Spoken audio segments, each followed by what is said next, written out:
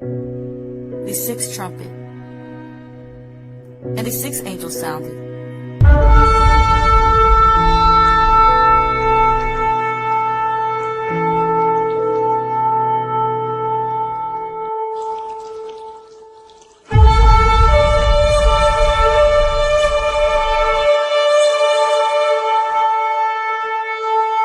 And I heard a voice from the four horns of the golden altar, which is before God, saying to the sixth angel which had the trumpet, Loose the four angels which are bound in the great river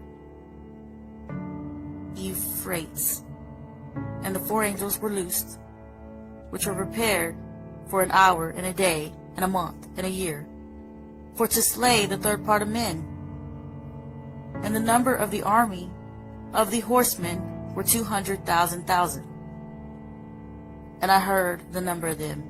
And thus I saw the horses in division, and them that sat on them, having breastplates of fire, and of jacinth, and brimstone. And the heads of the horses were as the heads of lions, and out of their mouths issued fire and smoke and brimstone. By these three was the third part of men killed, by the fire, and by the smoke, and by the brimstone, which issued out of their mouths. For their power is in their mouth, and in their tails.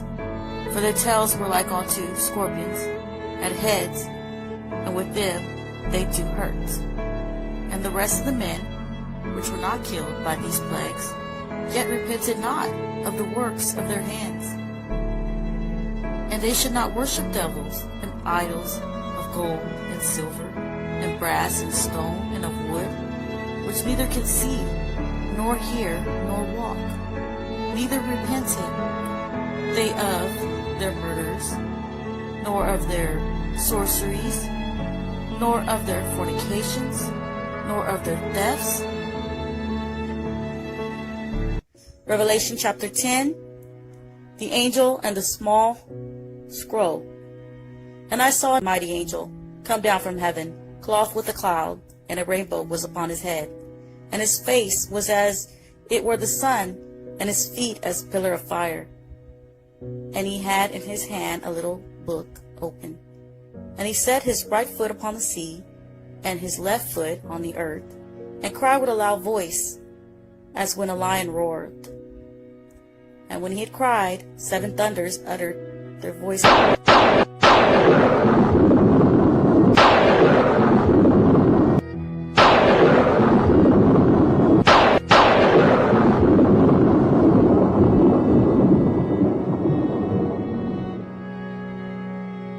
And when these seven thunders had uttered their voices, I was about to write, and I heard a voice from heaven saying unto me, Seal up those things which these seven thunders uttered, and write them not. And the angel which I saw stood upon the sea and upon the earth, lifted up his hand to heaven, and swore by him that lived forever and ever, who created heaven, and the things that therein are, and the earth, and the things that therein are, and the sea, and the things which are therein, that there should be time no longer. But in the day of the voice of the seventh angel, when he shall begin to sound, the mystery of God shall be finished, as he had declared to his servants the prophets. And the voice which I heard from heaven spoke unto me again, and said, Go and take the little book which is open in the hand of the angel which stands upon the sea and upon the earth. And I went on to the angel, and said unto him, Give me the little book. And he said unto me, Take it, and eat it up, and it shall make thy belly bitter. But it shall be in thy mouth sweet as honey. And I took the little book out of the angel's hand, and ate it up.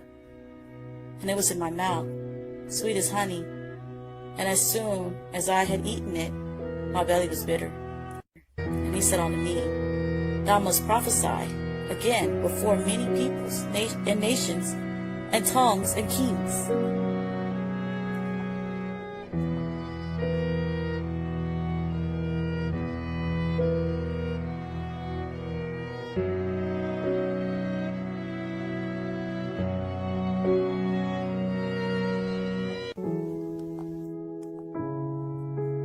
Revelation chapter 11. The two witnesses.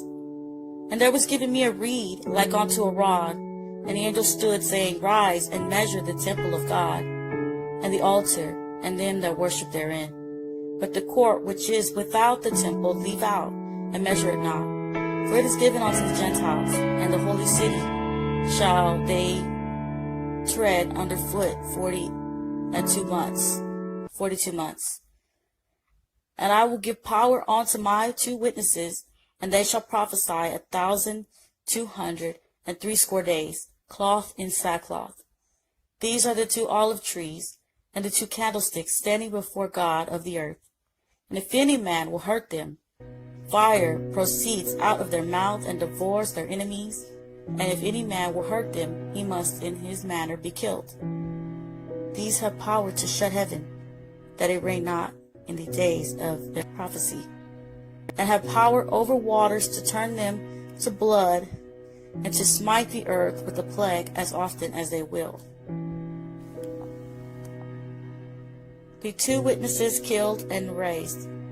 And when they shall have finished their testimony, the beast that ascended out of the bottomless pit shall make war against them, and shall overcome them and kill them. And their dead bodies shall lie in the street of the great city, which spiritually is called Sodom and Egypt, where also our Lord was crucified. And they of the people, and kindreds, and tongues, and nations shall see their dead bodies 3 days and a half, and shall not suffer their dead bodies to be put in graves. And they that dwell upon the earth shall rejoice over them, and make merry, shall send gifts one to another, because these two witnesses tormented them that dwell on the earth.